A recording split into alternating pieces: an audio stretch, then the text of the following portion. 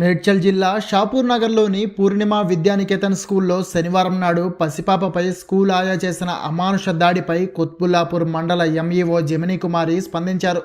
పూర్ణిమ విద్యానికేతన్ స్కూలును ప్రస్తుతానికి మూసివేస్తున్నట్లు ఆమె తెలిపారు. పసిపాపపై స్కూల్ ఆయా చేసిన దాడిపై సమగ్ర విచారణకు ఆదేశిస్తూ జిల్లా ఎడ్యుకేషనల్ అధికారులతో మాట్లాడి వారి సూచనల మేరకు స్కూల్పై కఠిన చర్యలు తీసుకుంటామని హామీ కూడా ఇచ్చారు. స్కూల్ ఆయాతో పాటు స్కూల్ ప్రిన్సిపాల్ను కూడా అరెస్ట్ చేసి రిమాండ్కు తరలిస్తున్నట్లు తెలిపారు ఆమె. అంతేకాకుండా స్కూల్ను కూడా ప్రస్తుతానికి సీజ్ చేస్తున్నట్లు ప్రకటించారు. జరిగినటువంటి ఇన్సిడెంట్ మీద ఎంక్వైరీ కొరకు ఇక్కడికి రావటం జరిగింది.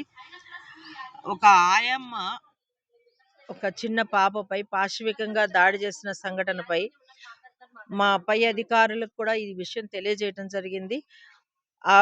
దాని మీద ఇక్కడ ఎంక్వైరీ కొరకు వచ్చాం. ప్రజెంట్ అయితే ఈ స్కూల్లో ఒక ప్రిన్సిపల్ మాత్రం ఉన్నారు, కానీ టీచర్స్ కానీ ఎవరు కూడా అందుబాటులో లేరు.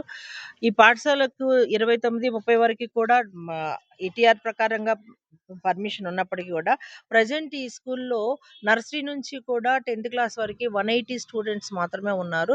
వీళ్ళల్లో వీరికి టీచర్స్ చూసినట్లయితే 17 మంది టీచర్స్లో 6 టీచర్లు మాత్రం ట్రైన్డ్ ఉన్నారు, 11 అన్ట్రైన్డ్ ఉన్నారు. ఇక్కడ ఆయమ్మలు 3 ఆయమ్మలు ఉన్నారు. 3 ఆయమ్మల్లో ఒక ఆయమ్మ కుమార్తె పైన ఇంకొక ఆయమ్మ దాడి చేయటం జరిగింది. 3 ఆయమ్మ చూసినట్లయితే ఇక్కడ ఉన్నది, కానీ తనకి మాటలు రావు. కాబట్టి ఆమె దగ్గర నుండి నేను ఏమి అంటే ఇన్ఫర్మేషన్ తీసుకోవడానికి వీలు లేకుండా ఉంది. తను కేవలము నేను ఊడవమంటే ఊడుస్తానని చెప్తుంది తప్పితే అంటే సాయిగా చేస్తుంది. ఆమె నుంచి ఏమి ఇన్ఫర్మేషన్ లేదు.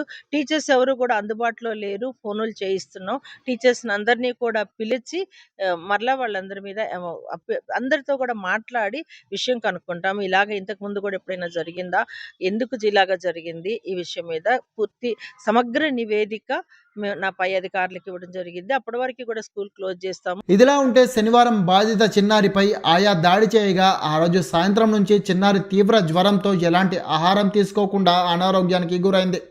డాక్టర్లు పాపని చెక్ చేసి ఆ పాపని దారుణంగా కొట్టినట్లు తేల్చారు. అదే సమయంలో పాపపై ఆయా దాడి చేస్తున్నప్పుడు మొత్తం ఘటనని పక్కనే బిల్డింగ్పై ఉన్న ఓ యువకుడు వీడియో తీయడంతో ఆ వీడియో ఆధారంగా చిన్నారి తల్లిదండ్రులు పోలీసులకు ఫిర్యాదు చేశారు. దీంతో కేసు నమోదు చేసిన పోలీసులు ఆయాను పిఎస్కు పిలిపించి దర్యాప్తు చేస్తున్నారు. ఇక ఘటనలో తీవ్రంగా గాయపడ్డ బాధిత చిన్నారి రామ్ హాస్పిటల్లో చికిత్స పొందుతోంది. పేరు సంతోషి సార్. నా బిడ్డ పేరు ధరిత్రి, 4 సంవత్సరాల పాప. పూర్ణిమ స్కూల్ ఆయమ్మ పోస్ట్ చేస్తున్నాను సార్. నేను డ్యూటీకి వెళ్ళిపోయాను సార్, పిల్లలు దింపడానికి. 2వ స్టెప్పుకి నేను డ్యూటీలో దిగుతాను 5:20కి.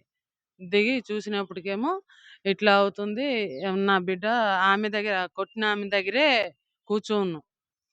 కూర్చొని ఏటైంది ఇట్లే అని నేను చూశాను. తలకి చూసినాను, బ్లడ్ ఇట్లా కారిపోయి ఎండిపోయి ఉన్నది. ఎండిపోయి మళ్ళీ ఇవాళ కురుపులు అయ్యి ఉన్నది.